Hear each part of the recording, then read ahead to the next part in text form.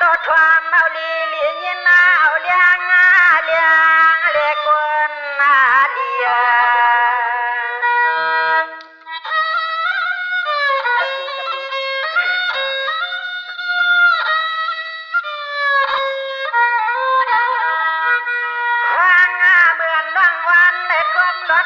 ดุกขี้เลี้ยนไม่เมาปีเฮาวันสองประมาณอยากเหลือปนอาลา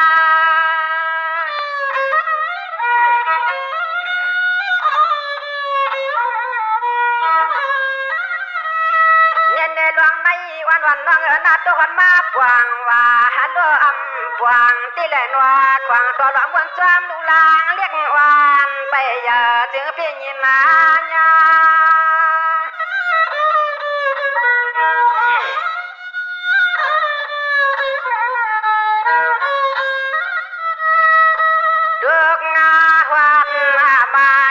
จัดบ้านน้องวานา กว่ามันดุกมันสุกเหลือปนตวนที่นางกวานอำหวันมียาเมื่อเชื่อใจหลวงน้องวานา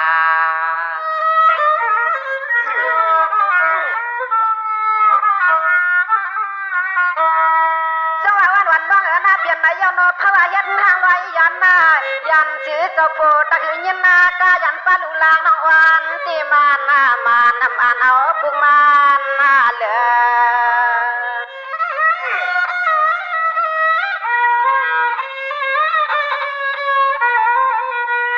ยิง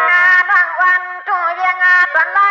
ข้านาเลือดที่ตวนเตียนจัดปานน้องเฮาในหลวงบนกวยกว่าเมายาเฮาจำที่ห้องความพวย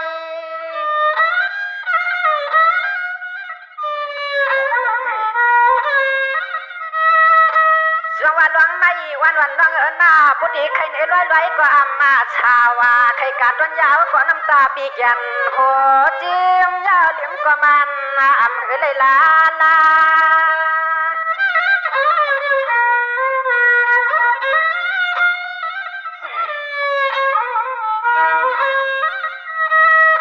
ดวงวันมาเมื่อป่านน้องเฮียนนาห่างคำลูกสายเปื่อนผ่านออกยันหอมป้าลุงลานอ่อนนาน้องกวนลีนายน้องวานา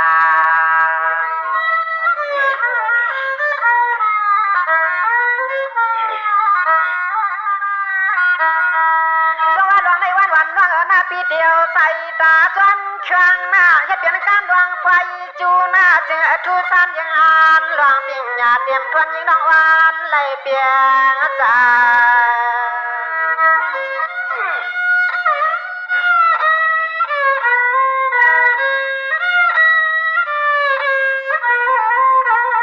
เอาในเมื่อนาเสียน้องวันทุ่งเวียงตอนไล่ข้านาเพื่อเลยหันกว่าจึงให้เพื่อเลยบ่หักเปียงคำเลี้ยงนาใจ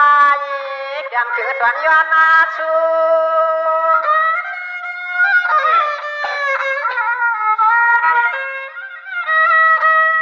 คำมานวางวันจึงให้ทั่วชันอ่านทวนปิงญาจุนวงเจ้ามันมีลีนอน้องนอ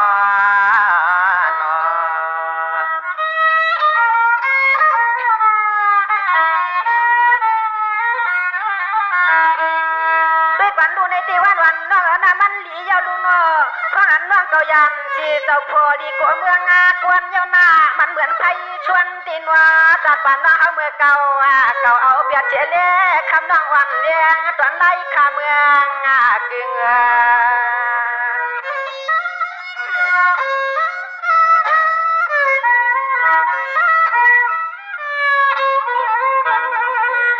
เฮงตีกันในชูน้องในก็ยันหอมปลาลูลังเมื่อฟังเรียกอย่างแย่เมียเจ๊ก็ยังไปตันบนใจยาเชื่อ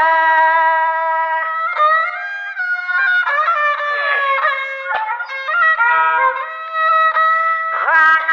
ลูกลางน้องยันมีมันไหลเมื่อก่อนว่าเนี่ยยังไปมียาห่วงเดือนไหนน้องว่านา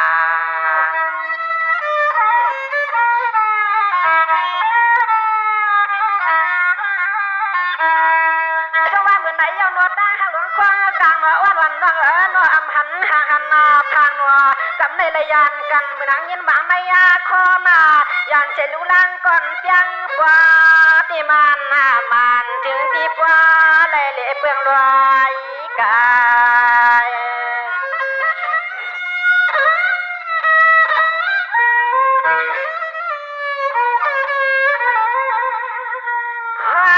เมื่อนว่างเฮาอะไรไปยังว่างก็ต่างนั้นบางฟังในกว่าเช่าที่จำหวยเคอที่เทียงไอ้หน้าหอมป่าลูล่างก็ยังแก่นคมคอนอคอมาคอ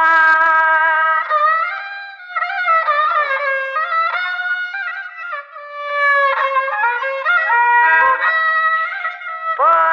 วันจวนเมื่อยิ่งว่างเฮาว่าทุกมันสุกจะชุกคอที่มันเฮาอ่านเสียงข้อความหวานมันก็คือไรนอเสียงละในนอ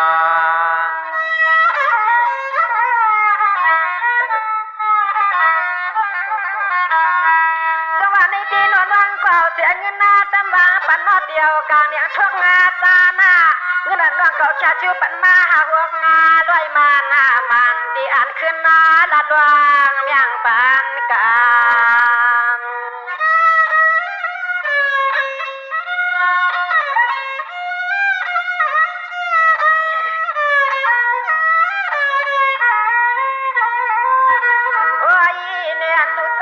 เพื่อนปันหลอกตาทุกตาชุกกะเลยนอจุกคอนั่งเฮาเมื่อวันฝนมาก็ขอจันคมไว้นักเฮียง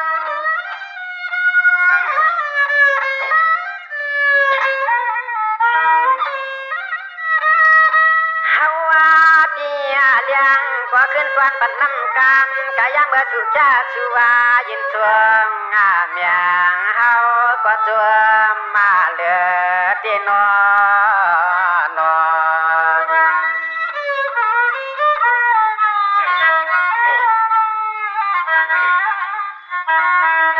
สว่าวันน้องหน้าเหลือล่วงในนอน้องก็ให้ว่าทุกข้าเหลือเปลืองเมืองกวนยาวน้อยยันดังนั้นเกี่ยเมืองเสียพยาชวนเมืองกวนในมันให้ก็อ่ำปางนางน้องเขาว่ามันทุกมันมวง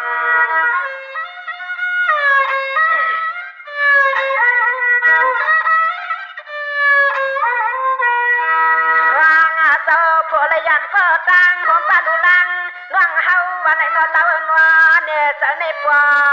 ฉันเปลี่ยนกูข้าวยาม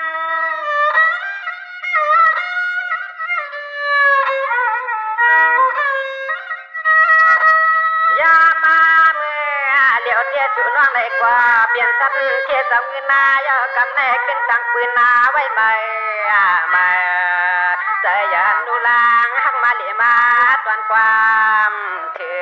งการนอความนอ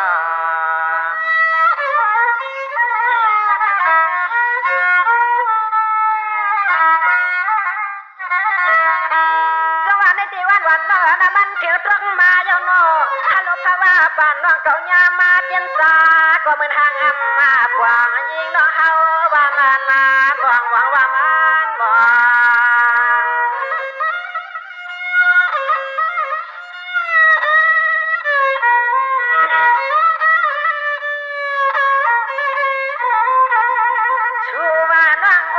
ก็ปวงช้างตำมาชิงปืนเอาตินนาลีหักเปียงน้องเฮาไว้เฉล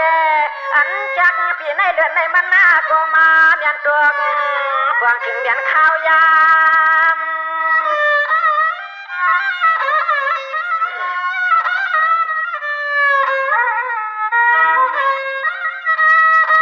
ว่างเมื่อสู่น้องยันก็ความที่เฮาก็ปั่นจังเงินนาหกจียันนางน้องว่านันเวียงจุงไหลขับวันกายนอ